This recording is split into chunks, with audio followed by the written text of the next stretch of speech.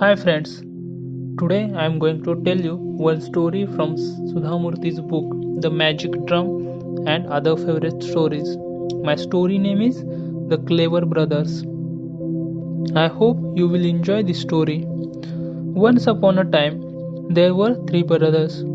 They were all clever and one day decided to make their fortune using their powers of reasoning and logic.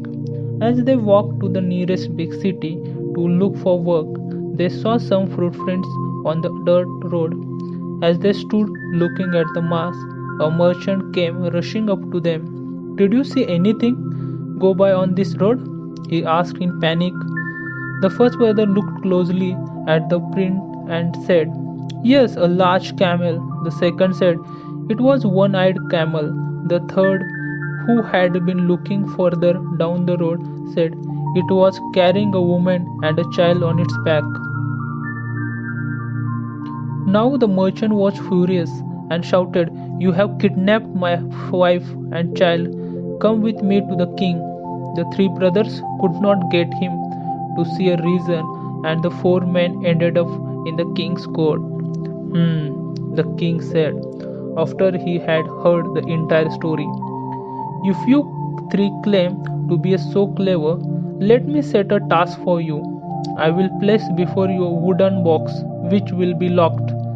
You will have to tell me what contains it without looking inside." The three brothers agreed, and soon the king's placed before them a stout wooden box, firmly shut.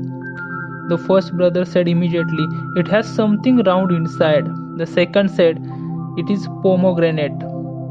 And unripe pomegranate, added the third. The box was opened, and indeed inside there was an unripe pomegranate. The king now asked them for an explanation. The first man said, "When your servant was bringing the box, I heard something rolling inside. That meant there was a round object in it." The second man said, "I saw your servant coming from the pomegranate orchard, so I knew he had placed a pomegranate in the box, and this is not the season for pomegranate, so it had to be an unripe one," piped up the last brother. The king now had proof of the brothers' powers of observation and asked them how they knew about the merchant's wife and child being on camel back. "The footprints we saw were large ones, so I deduced it was big camel that had gone that way," said the first brother. "The camel had grazed only one side of the road," said the second, "so I knew it was one-eyed. And I saw the footprints of woman and child where the camel had sat down to rest," said the third, "which meant they were on the camel's back." The king, now convinced of their cleverness, appointed the three brothers as a minister in his court